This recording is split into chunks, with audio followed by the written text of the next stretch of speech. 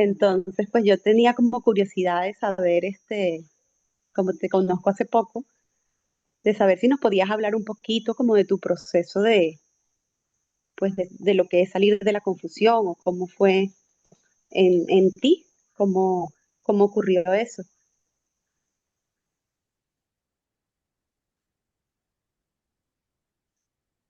Bueno, una historia larga.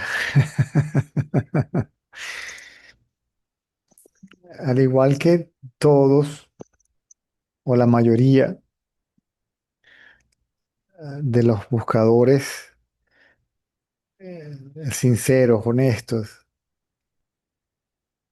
pasamos por un proceso duro. Eh, Hay dos razones por las cuales uno busca la verdad. Uno, porque somos extremadamente inquisitivos o porque hemos pasado por un proceso de sufrimiento fuerte. Es lo que nos hace preguntarnos de qué se trata todo esto porque no entiendo. Porque si se trata de simplemente de comer, reproducirse, trabajar, dormir, etcétera, pues me puedo ir. ¿Mm?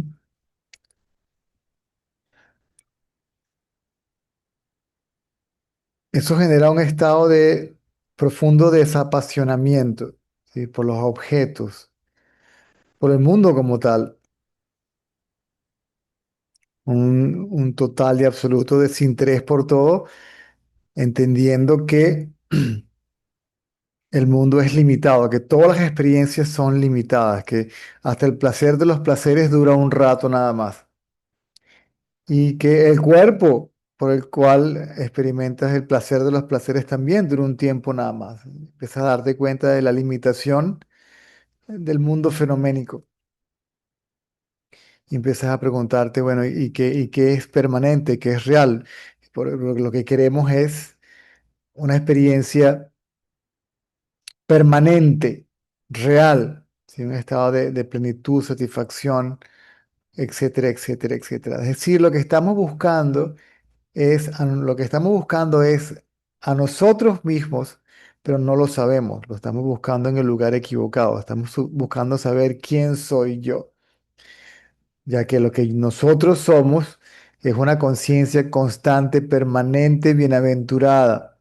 ¿Mm? O sea, que esa paz permanente que estamos buscando es nuestro estado natural, lo que realmente somos. En mi caso, llegué al punto donde si me apagaban la luz, feliz y contento de la vida. Dios mío, si la vida se trata de esto, pues ya yo estoy listo. Llévame contigo y no me traigas más para acá. ¿Para qué me trajiste en primer lugar? Ese deseo por la muerte es el deseo por la muerte del ego, es decir, el deseo por morir a la idea de que somos el cuerpo y resucitar, ¿m? Como la conciencia que somos. Cuando ese deseo por la verdad, o como lo quieres llamar, lo suficientemente fuerte, entonces de una u otra forma se dan las circunstancias de manera que un verdadero maestro se presente delante de nosotros, sea que Él se aparezca delante de nosotros o nosotros nos lo encontremos en el camino. ¿Ok? ¿Me sigues? ¿Estás ahí? Hola, cerró el micrófono, sí, creo que cerró el micrófono. Sí, sí, te sigo, estoy aquí presente. Ah, ok. Entonces, yo encontré a mi maestro en India, la posibilidad de ir a India se dio. Primero fui a un... Uy, pero es que esto es muy largo. Vamos a ver cómo trato de resumírtelo un poco. ¿No? Sí.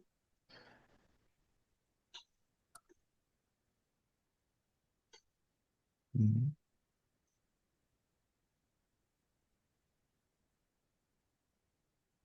Realmente encontré la persona indicada, ¿sí? Primero fui al Ashram de Ramana Maharshi, ¿sí? Primero fui al Ashram de Sai Baba, perdón. Ahí pasé un tiempo. y de ahí fui al ashram de Ramana Maharshi. En el ashram de Ramana Maharshi pasó algo interesante que fue una pérdida de conciencia de cuerpo de manera espontánea, ¿m? Mientras estaba delante de la estatua de Ramana Maharshi. En el ashram de Baba, en su presencia, fue muy interesante porque la mente se quedaba quieta sola.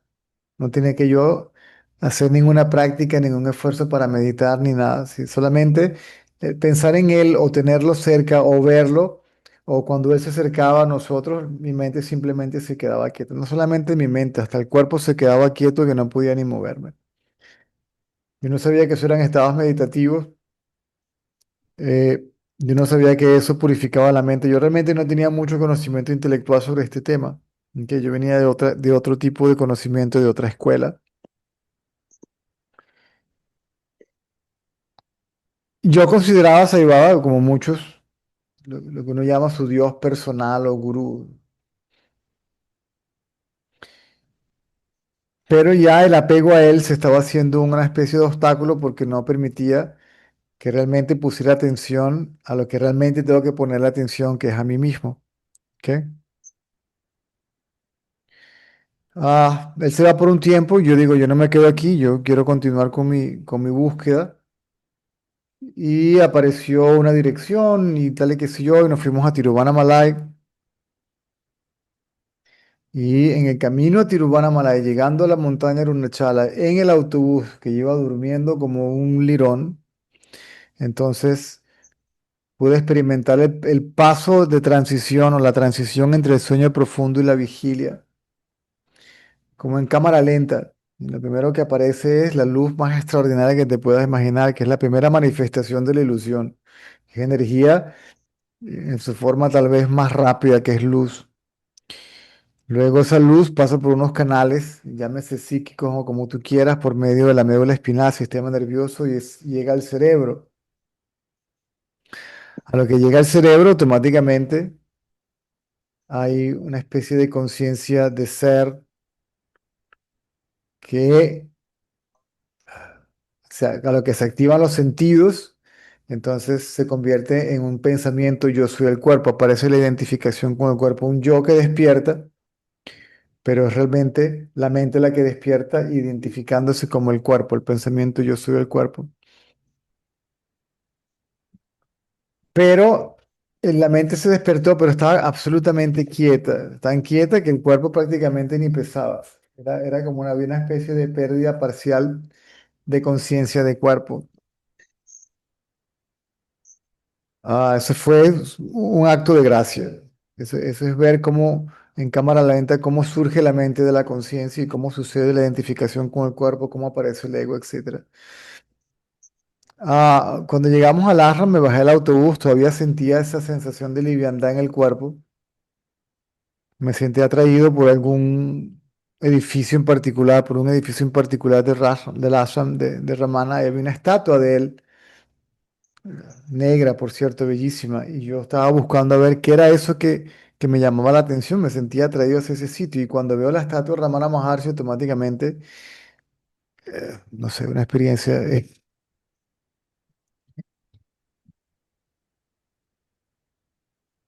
Lola, Lola, ya. Ven. Una experiencia espasmódica, si se quiere, como una especie de susto.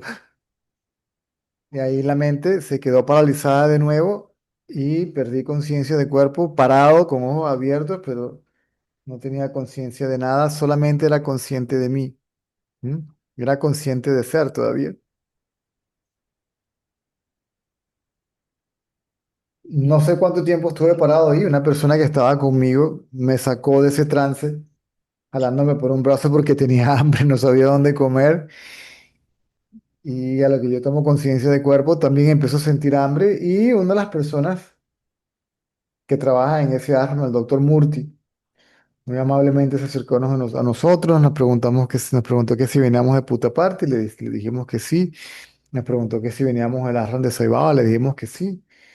Nos preguntó que si teníamos hambre, que si queríamos comer, le dijimos que sí. Y comimos un rato. Durante varios días, unos 10 días, la mente estaba bastante quieta y un sentido era como que si tuvieras botado 3.000 kilos de tus hombros. y en un estado de quietud y de felicidad, indiferentemente de lo que estuviera haciendo, comiendo, cantando, bailando, caminando o lo que fuese. Pasan los 10 días, regresamos a Puta Party y yo le doy gracias a Baba porque asumía que eso había sido una especie de indicación indirecta de ir para allá.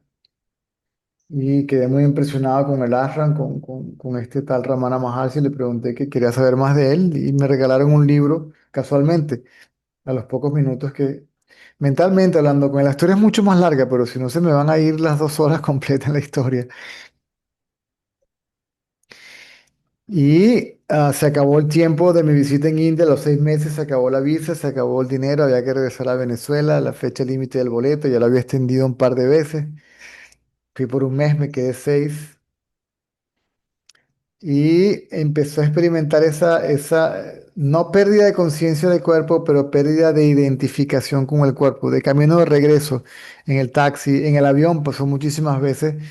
Cada vez que iba a llevarme algo a la boca, la taza de café, el agua, veía mi mano y veía la taza que estaba sosteniendo y era evidente que así como la taza no soy yo, la mano tampoco soy yo. ¿Me sigues? Se le cierra el Sí, te micrófono. sigo, estoy. Ok. Pero llegando a Sí, Venezuela, te sigo, estoy. llegando a Venezuela, la familia, el trabajo, la ciudad, empieza todo a recordarte, ¿sí? Y tu identidad con el cuerpo surge de nuevo. Yo dije, no, esto yo no quiero esto otra vez, yo quiero esta condición de antes, la quiero permanente. Y de repente, de manera espontánea, porque no sabía de prácticas, de nada, entraba y salía de esa condición de manera espontánea. Perdía identificación con el cuerpo y volvía a tomar identificación con el cuerpo. Tuve la oportunidad de volver a ir a India, fui a donde va otra vez, y ahí supe que uno de sus devotos hablaba de lo mismo que hablaba Ramana Maharshi, la autoindagación, la rendición, etcétera, etcétera, etcétera, Advaita Vedanta, bla, bla, bla. Y lo fui a ver y le conté lo que estaba pasando, lo que había pasado en el Ashram, lo que pasó mientras estaba en Venezuela, el motivo por qué quería regresar, porque quería esto que se hiciera permanente. Entonces me dijo, muy bien, muy bien. Y me indicó cómo se hacía la autoindagación. Me dijo, lleva la atención de lo visto al que ve, lo visto desaparece, el que ve desaparece y lo que queda es el acto de ver como la experiencia de ser. Lo que me dijo me cayó como un saco de ladrillo en la cabeza, me tocó el corazón por la eternidad. Yo no sabía que podía hacerlo ahí mismo en lo que llamaban satsang, yo no sabía ni siquiera lo que eso significaba. Y eso fue en la mañana, en la tarde me fui al salón de meditación y me senté en la parte de atrás e hice lo que él me indicó. Llevé la atención de lo visto al que Baba estaba allí y de una u otra manera me di cuenta de que si lo visto depende del que ve, entonces Dios también depende del que ve. Por lo tanto, esa forma que está allí es tan ilusoria como el mundo. ¿Ok?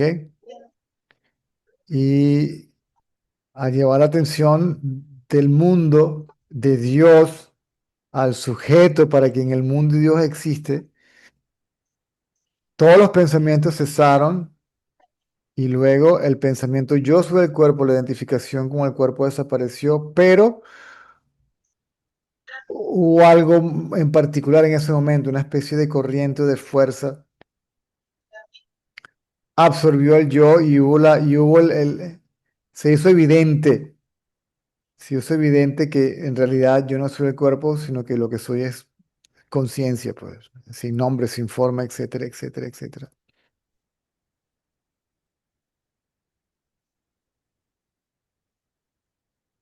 El señor Ratanlal, que fue la persona que me introdujo en la autoindagación, se dio cuenta, hablamos de ello.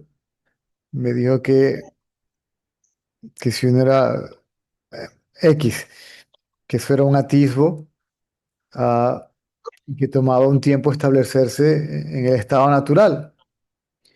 El ego regresaba de cuando en cuando, tomaba una forma, tomaba otra forma, generalmente una forma espiritual, la identificación con la India, con la vida monástica, con el celibato, el vegetarianismo, la forma de vestirse, etcétera, etcétera. Y gracias a él y su guía, pues pude darme cuenta de todo eso hasta que todo desapareció y el ego finalmente simplemente no surgió más. La identificación con el cuerpo no surgió más. Acabó el tiempo, él ya estaba muy mayor y estábamos en su cuarto y me dijo que ya él estaba muy viejito, muy cansado, que saliera yo y continuara haciendo lo que él estaba haciendo. Y desde ese día, eso es lo que he hecho desde entonces. Traté de no hacerlo, no quería hacerlo, pero de una u otra manera, por la fuerza del destino, siempre termino en una silla, sentado delante del público, respondiendo preguntas acerca del tema.